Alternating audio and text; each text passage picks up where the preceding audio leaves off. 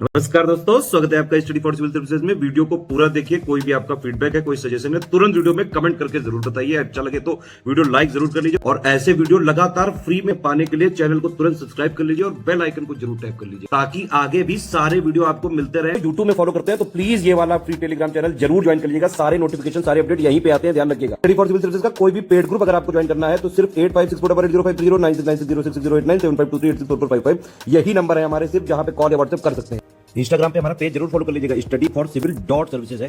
Twitter पे हमको जरूर फॉलो कर लीजिएगा, @studyforcivils है। समीक्षा अधिकारी के प्रीलिम्स एग्जामिनेशन के लिए डे वाइज सीरीज हमारी चल रही थी और ये डे 38 का वीडियो है जिसे कि आप देख रहे हैं। हिंदी माध्यम की श्रृंखला है। अंग्रेजी वाला जो लेक्चर है वो थोड़ा सा पिछड़ा अवश्य है, लेकिन वो भी आपको मिलेगा। सारे मॉड्यूल आपको अंग्रेजी में भी मिलेंगे जैसे हिंदी में मिल रहे हैं। तो थोड़ा सा पीछे है वो, मतलब संख्या के हिसाब से अगर देखा जाए तो यहाँ हम लोग 38वें नंबर पे आ गए हैं और वहाँ काफ़ी पीछे हैं, लेकिन वो कवर हो जाएगा और आपको परीक्षा से पहले उचित समय में मिल जाएगा। चलिए शुरू करते हैं। इतिहास में अभी प्राचीन भारत के इतिहास में हम आगे बढ़ते हैं और दक्षिण भारत की ओर थोड़ा चलते हैं। संगम युग चल रहा है और संगम युग चल रहा है तो इसमें तमिल कवियों का संगम होगा। तमिल भाषा को साहित्यबद्ध किया जाएगा, ग्रंथबद्ध, लिपिबद्ध किया जाएगा। तो आइए देखते हैं संगम युग से आशय क्या है। तमिल कवियों का ये पूरा संघ था जिसमें कि इरैयनार, अगपोलूर जो है, इनके भाष्य में तीनों संगमों का जो पहला उल्लेख है हमें प्राप्त होता है। मतलब अलग अलग कवियों ने जो कि तमिल भाषा से ही जुड़े थे, उन्होंने भाष्य तैयार किए, टीकाएं तैयार की और उससे हमें संगम की जानकारी प्राप्त होती है। क्योंकि कोई भी चीज़ अगर आप बोल कर किसी को सुना देते हैं तो वो सुनने वाला जान जाएगा और आगे वाली पीढ़ी को बताएगा। लेकिन उसी चीज़ को अगर आप लिख कर दर्ज कर देते हैं कहीं पर तो आगे की जो पीढ़ियाँ हैं, आपका इतिहास अगर मिट भी जाए तो उसे जानने वाले लोग बचे रहेंगे। तो संगम शब्द का सबसे पहले प्रयोग करने वाले जो व्यक्ति थे वो नैनार थे। नैनार मतलब आप समझ रहे हैं, ये शैव मतावलंबी थे, भगवान शिव की आराधना करते थे। इनका नाम था अपार। और कुल 3 संगमों का आयोजन ये पांड्य राज्य में होता है, यानी पांड्य जो नरेश हैं उनके सहयोग से होता है। अशोक का दूसरा शिलालेख और खारवेल जो कि जैन धर्म का मतावलंबी था, उसका हाथी गुम्फा अभिलेख तमिल देश में राज्यों के, तमिल देश के जो राज्य हैं उनका उल्लेख करता है। मतलब कौन कौन से राज्य उधर हुआ करते थे और वहाँ पर क्या व्यवस्था थी। हालांकि शिलालेख जो है वो इस संबंध में नहीं है। ऐसा नहीं है कि वो भौगोलिक ग्रंथ है या फिर कुछ ऐसा, वहाँ पे स्क्रिप्ट ऐसी दर्ज है कि उसमें भौगोलिक दशाओं का ब्यौरा मिलता है। लेकिन जो बातें कही गई हैं उससे समकालीन स्थितियों की जानकारी मिलती है, तो उसमें ये तमिल क्षेत्र भी। और खारवेल का हाथी गुम्फा अभिलेख ये बताता है कि उसने अपने शासनकाल में, शासनकाल का जो 11वां वर्ष था, खारवेल का 11वां वर्ष था, ये प्रतापी शासक था, तो इसने तमिल देश के 3 राज्यों से 113 वर्ष पुराने त्रामिर देश संगठन को नष्ट कर दिया था। मतलब इनका जो प्राचीन गौरव था उसको ये नष्ट करने का काम करता है। कौन करता है? खारवेल। और पांड्य देश का उल्लेख प्राप्त होता है मेगस्थनीज की इंडिका में भी। इसके साथ साथ कात्यायन का जो वार्तिक है उसमें भी हमें जानकारी मिलती है कि चोल, चेर, पांड्य उधर हुआ करते थे। केरल राज्य था, मतलब दक्षिण के राजाओं की जानकारी प्राप्त होती है। तो ये सब है। उत्तर भारत की तुलना में दक्षिण का क्षेत्र अपेक्षाकृत अछूता था। अछूता का मतलब ये कि वहाँ पे विदेशी अतिक्रमण कम मात्रा में हुआ। हालांकि बाद में जब मॉडर्न एज आती है तब तो यूरोपियों का एक के बाद एक वहाँ पे आगमन होता है, लेकिन जो मध्यकाल और प्राचीन काल था वहाँ अतिक्रमण ज़्यादा मात्रा में नहीं होता है और इस वजह से ये अपनी सभ्यता को सुरक्षित रख पाते हैं। तो यहाँ आपने देखा कि जो खारवेल का समय था उस समय ये उधर कूच करता है और विजय प्राप्त करता है, तभी उसने जो त्रामिर देश संगठन था उसको नष्ट कर दिया था। अब आगे चलते हैं, आगे की चीज़ों को देखते हैं। तो यहाँ आप देख रहे हैं कि संगम तमिल कवियों का संगम या सम्मेलन है। संगम का मतलब ही होता है मिलन। जैसे कि प्रयागराज में गंगा यमुना सरस्वती का मिलन होता है तो उसे संगम कहा जाता है, तो वैसे ही यहाँ पे कवियों का संगम, और संभवतः किसी प्रमुखों या राजाओं के संरक्षण में ही आयोजित होता है। मतलब ऐसा नहीं है कि कवि जो है वो इकट्ठे बैठकर कहीं सभा कर लेंगे। इतना बड़े स्तर का जो आयोजन है उसमें किसी बड़े व्यक्ति का हाथ होना आवश्यक है, तो संरक्षण देने का काम निश्चित तौर पे कोई राजा ही किया करता था। तो जो पांड्य राजा थे वो इसमें काफ़ी रुचि लेते थे। और 8वीं शताब्दी ईस्वी का जो टाइम होता है उस समय 3 संगमों का वर्णन मिलता है। पांड्य राजाओं के द्वारा इन संगमों को शाही संरक्षण दिया गया और ये साहित्यिक रचनाएं द्रविड़ साहित्य के शुरुआती नमूने थे।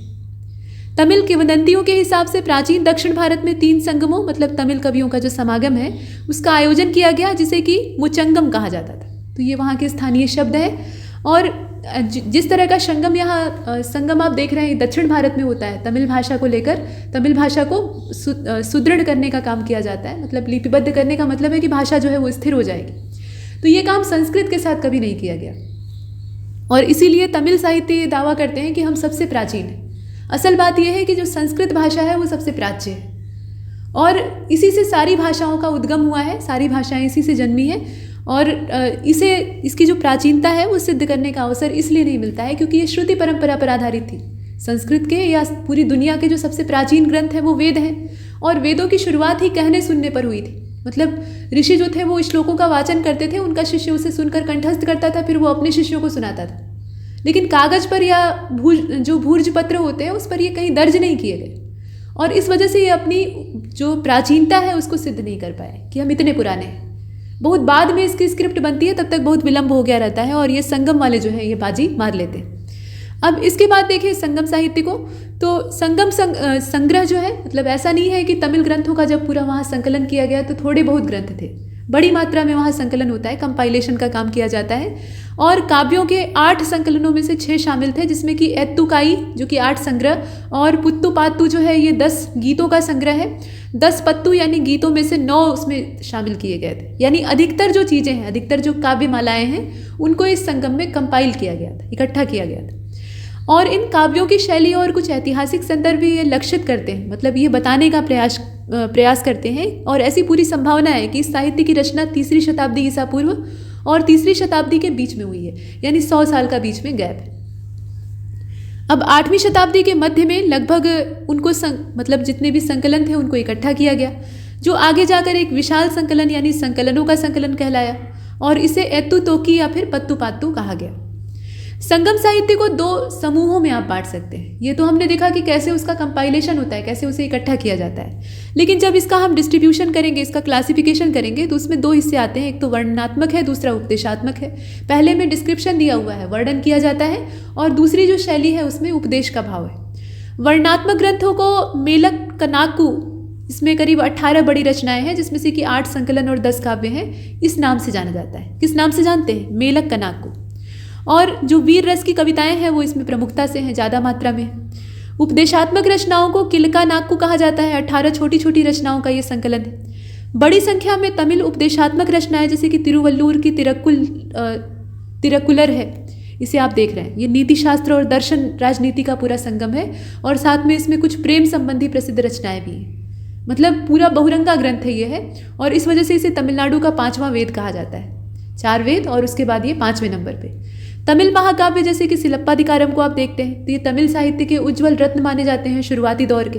कोवलन की प्रेम कथा से जुड़े हुए हैं, तो वो कहानी नहीं लेकिन इसकी जो महत्ता है वो आपको पता होनी चाहिए।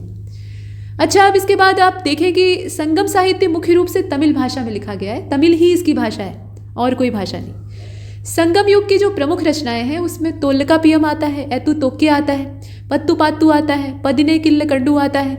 ये सब जो ग्रंथ हैं ये संगम साहित्य की जो भव्यता है उसकी जानकारी देते हैं। इसके अलावा शिलप्पाधिकारम, मणिमेखलय, जीवक चिंतामणि, ये सब महाकाव्य हैं जो कि इसमें शामिल किए जाते हैं। तोल्लकापियम के लेखक तोल्लकापियार है, तो ये पूछा जाता है कभी कभी कि कौन सा ग्रंथ किसने लिखा है, तो इसमें पहचानना आसान है, लेखक के नाम पे ही ग्रंथ का नाम। और द्वितीय संगम का ये उपलब्ध एकमात्र प्राचीनतम ग्रंथ है। ऐसा नहीं है कि तमिल भाषा के इन ग्रंथों को पांडुलिपि में दर्ज करके और ग्रंथबद्ध किया गया तो उसके बाद ये बच ही गए। इनका भी 100% बच नहीं पाया, लेकिन जितना बचा वो पर्याप्त था। तो द्वितीय संगम का जो सबसे प्राचीनतम ग्रंथ हमें प्राप्त होता है वो है तोल्लकापियम और व्याकरण से संबंधित ये ग्रंथ है। मतलब इसका जो मूल भाव है वो क्या है? ग्रामर का है, व्याकरण का है और उस समय की राजनीतिक और सामाजिक आर्थिक स्थितियों की भी ये जानकारी देता है, क्योंकि कोई भी ग्रंथ हो, कोई भी लेखक हो, मतलब साहित्य, ये सामाजिक परिस्थितियों से और सामरिक स्थितियों से अछूता नहीं रह पाता है, वो इस पर प्रभाव डालती ही डालती है। पदिने किल्लकंडू ये 18 कविताओं का संकलन है, मतलब आचार मूलक ग्रंथ है असल में, जो कि तीसरे संगम साहित्य से संबंधित है। और 18 कविताओं में महत्वपूर्ण कविता तमिल के महान कवि जो हैं तिरुवल्लूर, उनके द्वारा लिखी गई है, तिरुकुलर। और तमिल साहित्य की बाइबिल और पंचम वेद के नाम से इसको जाना जाता है। तो ये चीज़ हमने पीछे भी देखी थी, यहाँ थोड़ा डिटेल में। इसके बाद नंबर आता है शिलप्पाधिकारम का। एक बार फिर से इलंगो आदिगल के द्वारा इसको लिखा गया है और मणिमेखलय जो है ये सीतले सत्यनार के द्वारा लिखा गया है। ये दोनों महाकाव्य हैं, ध्यान दीजिएगा। और इन महाकाव्यों द्वारा तत्कालीन संगम समाज और राजनीति के विषय में अच्छी जानकारी प्राप्त होती है। अब यहाँ जो टेबल बनी हुई है उसमें संगम के बारे में सूचना दी हुई है, जो फैक्ट है वो आपको एक साथ दिखाए जा रहे हैं। तो इसमें आप देखें कि संगम पहला, दूसरा, तीसरा, 3 संगम हुए थे। पहले का आयोजन स्थल था थेन मदुरै और उस समय अगस्त ऋषि जो हैं वो इसकी अध्यक्षता कर रहे थे। और इस समय की रचनाएं बच नहीं पाई, जो ग्रंथबद्ध की गई, छंदबद्ध की गई, वो तत्काल में तो थी लेकिन अभी उपस्थित नहीं। इसके बाद दूसरा जो है वो कपट्टापुरम इस समय आयोजन स्थल था, कपाटपुरम इसको कहा जाता है। अगस्त तोलकापियार जो कि अगस्त ऋषि के शिष्य थे वो इस समय अध्यक्ष बनते हैं और तोलकापियार के द्वारा लिखित केवल तोलकापियम ही बच पाती है, बाकी सब नष्ट हो जाते हैं। तीसरा वाला संगम जो है इसमें जितनी भी रचनाओं का संकलन किया गया था वो सब बच गई, सब सुरक्षित रह गई और ये मदुरै में हुआ था। नक्कीरर इसके अध्यक्ष थे। संगम साहित्य के जितने भी महत्वपूर्ण संकलन हैं वो इसी समय के हैं। पीछे वाले भी महत्वपूर्ण थे लेकिन वो नष्ट हो गए। तो संगम काल के बारे में विवरण देने वाले कुछ और भी स्रोत हैं, जैसे कि मेगस्थनीज की इंडिका है जो कि ज़्यादातर कल्पना पर आधारित है। ऐसी ऐसी बातें हैं जिन पर कि यकीन करना जीती मक्खी निगलने के समान है। तो फिलहाल मेगस्थनीज की इंडिका, स्ट्रैबो, प्लिनी, टॉलेमी और यूनानी जितने भी लेखक हैं, इन्हें इतिहास लिखने का बड़ा शौक था, तो इनके द्वारा जो संगम काल है उसका वर्णन किया गया है। वाणिज्यिक व्यापार संबंधों, संपर्कों इत्यादि का ब्यौरा दिया गया है। अशोक के जो अभिलेख हैं उससे भी ये जो दक्षिणी राज्य हैं चोल, चेर, पांडे, इनकी आपसी खींचतान और राजनीतिक स्थिति का पता चलता है। और संगम युग के दौरान दक्षिण भारत पर 3 राजवंशों ने शासन किया था, वही चोल, चेर, पांडे हैं। और इन राज्यों के बारे में जानकारी हमें संगम काल के जो साहित्यिक संदर्भ हैं उनसे आराम से प्राप्त हो जाती है। भाई वो तो वहीं का साहित्य था, लोकल लिटरेचर था। तो लोकल लिटरेचर में अगर स्थानीय राजाओं का ब्यौरा न मिले तो फिर बेकार है, तो वो प्राप्त होता है। अब इसमें जो राजवंश है उन्हें देख लीजिए, जैसे कि चेर हैं, तो संगम साहित्य से सर्वाधिक जानकारी इन्हीं के बारे में मालूम होती है, इनके विषय में सबसे ज़्यादा पता लगता है। और पहला जो चेर शासक था वो था उदयनजेरल और इसकी उपाधि थी महाभोज। महाभोज यानी महाराजा, महाराजाधिराज। और चेरों ने आधुनिक राज्य केरल के मध्य और उत्तरी हिस्सों पर तमिलनाडु का जो कोंगू क्षेत्र है उसको भी कंट्रोल किया था, यानी इनका पूरा जो दबदबा था वो केरल और तमिलनाडु पर था। इनकी राजधानी का नाम था वांजी। और पश्चिमी तट और मुसरी जो है ये मतलब यहाँ आप देख रहे हैं पश्चिमी तट, मुसरी और टोंडी, ये जो बंदरगाह थे ये सब क्या है, ये पोर्ट सिटी हुआ करते थे, पोर्ट हुआ करते थे तत्कालीन, तो ये इनके कंट्रोल में थे। और इतने सारे बंदरगाह अगर इनके नियंत्रण में है तो इसका मतलब है कि जल शक्ति पर इनका नियंत्रण। और चेरों का प्रतीक था धनुष बाण। ये धनुष बाण को अपने राजकीय इम्बेलम के तौर पर इस्तेमाल करते थे। ईसा की पहली शताब्दी में जो पुगलूर शिलालेख प्राप्त होता है उससे चेर शासकों की 3 पीढ़ियों की जानकारी मिलती है। चेर राजा रोमन साम्राज्य के साथ व्यापार से लाभ प्राप्त करते थे, यानी रोम के साथ इनके व्यापारिक संबंध थे। और कहा जाता है कि इन्होंने आगस्टस का एक मंदिर भी बनवाया था। चेरों के सबसे महान राजा थे शेन गुट्टवन, जिन्हें कि सेंगुतुवन भी कहा जाता है, और इन्हें लाल या अच्छे चेर के नाम से जानते हैं। लाल चेर का मतलब यहाँ पे रेड कलर से तात्पर्य नहीं है, अच्छे से तात्पर्य है। और सेन गुत्तवन जो है ये चेर राज्य में पत्नी पूजा को शुरू करते हैं। ये सुधारवादी राजा रहते हैं, तो पत्नी पूजा यानी पत्नी की पूजा को आरंभ करते हैं। और इन्होंने कड़ग्गी पूजा के नाम से इसे प्रचलित किया था। कड़ग्गी को आप देखते हैं इतिहास के ग्रंथों में। दक्षिण भारत से चीन में दूध भेजने वाले पहले व्यक्ति यही थे, तो कहना होगा कि ये बड़े ही कूटनीतिज्ञ और दयालु राजा थे और इसीलिए इन्हें लाल चेर कहा जाता था। इसके बाद आगे बढ़ते हैं, और भी चीज़ें हैं, जैसे कि चोल राज्य था। तो चोल राज्य पेन्नार और वेल्लार नदियों के बीच में था और तमिलनाडु के बीच वाले हिस्से और उत्तरी हिस्सों पे इनका कंट्रोल था। हालांकि चोलों का कंट्रोल बाद में पूरा समुद्र पर भी हो जाता है। इनके शासन का जो मुख्य क्षेत्र था वो कावेरी का डेल्टा था और कावेरी एक सतत वाहिनी नदी है और इस वजह से यहाँ उर्वरा शक्ति भरपूर मात्रा में है, तो ये समृद्ध राज्य था। चोल मंडलम के नाम से इस क्षेत्र को जाना जाता है। उरैयूर, ये आप देख रहे हैं उरैयूर, ये तिरुचिरापल्ली शहर के पास में पड़ता है और ये इनकी राजधानी हुआ करती थी। बाद में करिकाल का जब समय आता है, करिकाल एक प्रतापी शासक था, चोल शासक था, तो इसने कावेरी पत्तनम या पुहार नाम के एक नगर को बसाया और वहाँ पे अपनी राजधानी को शिफ्ट कर दिया। इनका प्रतीक चिन्ह था बाघ यानी टाइगर। चोलों के पास एक बहुत अच्छी नौसेना भी थी और चूंकि ये समुद्र के तटवर्ती राज्य हैं, तो अगर समुद्र पर इनका कंट्रोल है, समुद्र पर कौन आ जा रहा है इस पर इनका नियंत्रण है, तो निश्चित तौर पे ये बहुत प्रभावशाली होंगे। तो इनके पास एक बहुत अच्छी नौसेना थी। चोल राजाओं में करिकाल सबसे ज़्यादा महत्वपूर्ण और प्रतापी शासक था। पत्नी पाल्ले में उसके जीवन और सैन्य अधिग्रहण को दर्शाया गया है। विभिन्न संगम साहित्य की जो कविताएं हैं उसमें बेरडी के युद्ध का ब्यौरा मिलता है। बहुत सारी लड़ाइयों को आप देखते हैं, तो उसी में से एक है बेरडी की लड़ाई। और इस युद्ध में करिकाल ने पांडे और चेर सहित 11 राजाओं को पराजित कर दिया। मानी 11 राजाओं का जो पूरा संयुक्त जत्था था, युद्ध का पूरा एक यहाँ आयोजन होता है और उसमें 11 राजा और साथ में जो उनका नेतृत्व कर रहे पांडे राज्य के रूलर थे, इसके अलावा चेर थे, उन्हें ये पराजित कर देते हैं। करिकाल की सैन्य उपलब्धियों ने उन्हें पूरे तमिल क्षेत्र का अधिपति बना दिया। तो करिकाल के समय में ही चोल साम्राज्य है इसकी शक्ति का उत्थान होता है। करिकाल ने अपने शासनकाल में व्यापार और वाणिज्य क्षेत्र को संपन्न बनाया और करिकाल ने पुहार और कावेरीपत्तनम शहर की स्थापना की। ये 2 शहर इसके द्वारा, मतलब ये एक ही नाम है, कावेरीपत्तनम के नाम से पुहार को ही जाना जाता है, तो दोनों आप समझते रहिए। इन शहरों की स्थापना की। इसके अलावा इनकी राजधानी उरैयूर से कावेरीपत्तनम ट्रांसफर होती है और ये समय था करिकाल का। कावेरी नदी के किनारे सिंचाई के उद्देश्य से 160 किलोमीटर लंबा बांध भी बनवाया। तो ये प्रजापालक राजा भी थे। अब पांड्यों को देख लेते हैं। तो पांड्य राज्य कावेरी नदी के दक्षिण में था और पांड्यों ने मदुरै से शासन किया था। पांड्य राज्य भारतीय प्रायद्वीप से सुदूर दक्षिण और दक्षिण पूर्वी भाग में था। कोरकई इसकी प्रारंभिक राजधानी थी। शुरुआती राजधानी इनकी क्या है? कोरकई।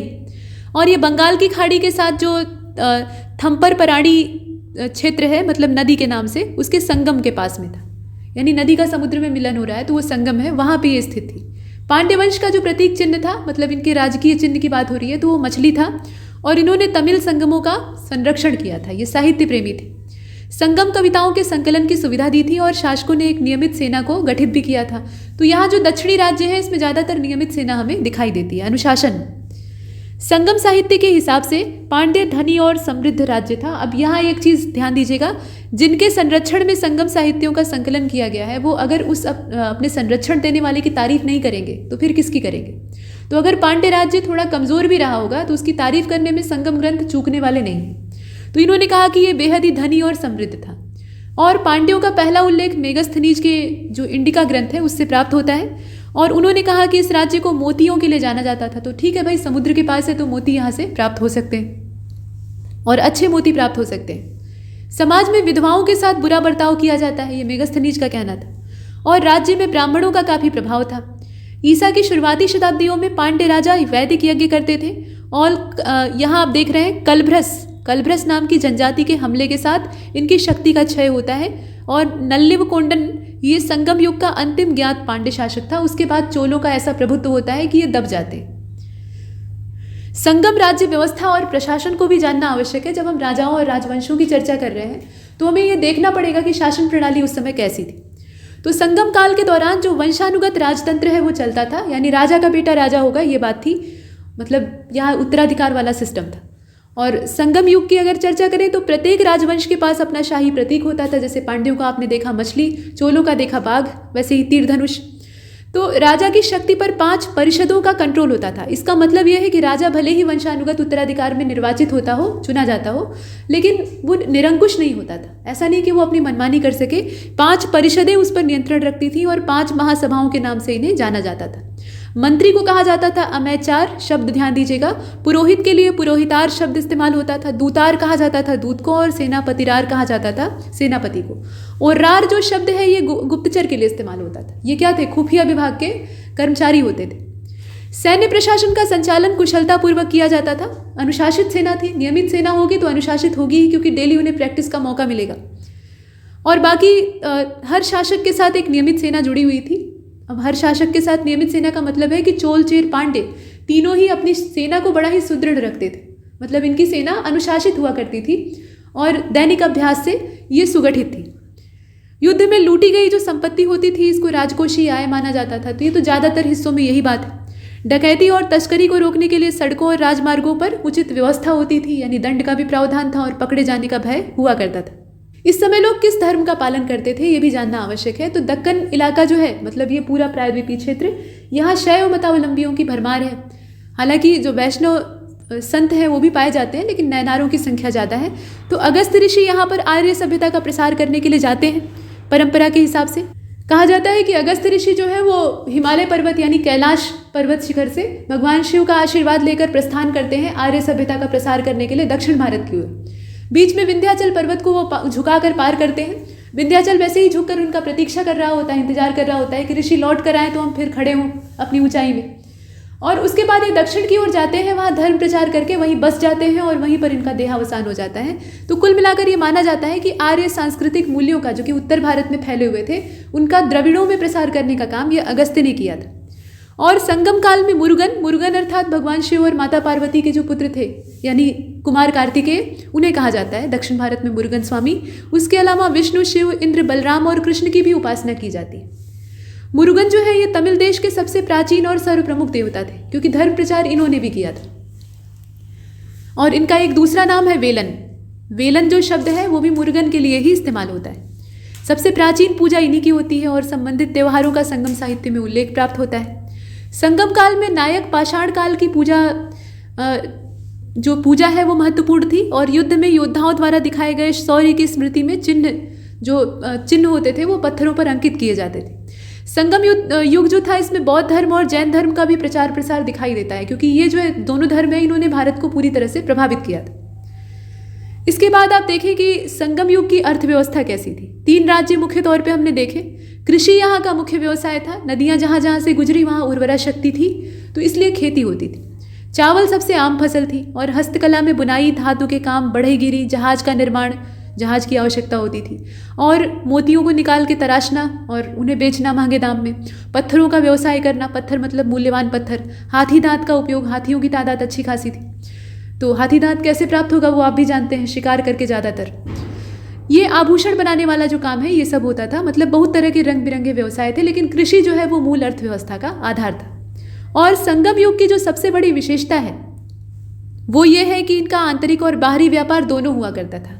मतलब अंदर भी इनके व्यापारिक संबंध थे और बाहर के देश जैसे रोमन साम्राज्य से आपने अभी देखा, तो वैसे जो व्यावसायिक संबंध है वो भी थे, अर्थात इन्हें डबल प्रॉफिट होता था। सूती और रेशमी कपड़ों की कताई का काम होता था, बुनाई का काम होता था, इसमें ये विशेषज्ञ थे।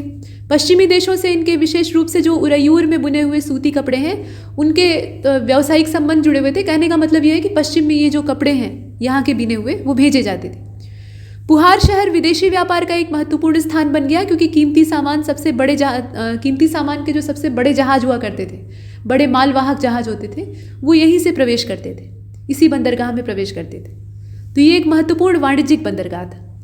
वाणिज्यिक गतिविधियों के लिए अन्य महत्वपूर्ण बंदरगाह भी थे, जैसे कि तोंडी है, मुशरी है, कोरकई है, अरिकामेडु है और मरक्कनम है। ये सब बंदरगाहों के नाम हैं जो कि तत्कालीन मतलब संगमकालीन बंदरगाह हैं, और ये जितने भी व्यापारिक लेन देन थे उनके लिए इस्तेमाल होते हैं। आगस्टस, टाइबेरियस और नीरो जैसे जो रोमन सम्राट हैं, ये रोम से हमारे संबंध थे तो दर्शाया जा रहा है। इनके द्वारा जारी किए गए कई सारे सोने और चांदी के सिक्के ये तमिलनाडु के सभी हिस्सों में, लगभग सभी हिस्सों में पाए गए। इसका मतलब क्या है कि उनके साथ हमारे व्यावसायिक संबंध थे, हम अपना सामान उन्हें बेचते थे और बदले में मुद्राएं प्राप्त होती थी। इसके साथ साथ समृद्ध व्यापार का संकेत इनसे प्राप्त होता है। सोने चांदी के सिक्के मिलने का मतलब क्या है कि मूल्यवान वस्तुएं हमने उन्हें बेची थी। संगम युग के प्रमुख निर्यात में सूती कपड़े और मसाले जैसे कि काली मिर्च, अदरक, इलायची, दालचीनी, हल्दी, इसके साथ साथ जितनी कीमती वस्तुएं हैं जैसे कि हाथी दांत के जो उत्पाद हैं और मोती, बहुमूल्य रत्न, ये सब प्रमुख थे। ये सब लेन देन होता था, मतलब ये चीज़ें हम उन्हें देते थे। और व्यवसायियों द्वारा या जो व्यापारी हैं उनके द्वारा आयातित वस्तुओं में घोड़े होते थे, सोना चांदी और मीठी शराब जो कि अंगूर और अंजीर से बनाई जाती थी वो भी इसमें आती है। तो दोस्तों यहाँ तक हमने संगम काल के बारे में जानकारी प्राप्त की। प्राचीन भारत के इतिहास का ये भी एक पक्ष है और इसमें जितनी भी संगम युग से जुड़ी हुई महत्वपूर्ण सूचनाएं जो कि प्रीलिम्स के लिए आपके उपयोगी सिद्ध हो सकती थी वो सब हमने दी है। ऐसी ही ये मज़ेदार सीरीज जारी रहेगी। बहुत सारे मॉड्यूल आप देखेंगे, इनके आधारित वीडियो देखेंगे, इनसे आप लगातार चाहें तो नोट्स बना सकते हैं, रिवीजन के लिए इन्हें आप इस्तेमाल कर सकते हैं। लेकिन इस लेक्चर में इतना ही। तब तक के लिए नमस्कार।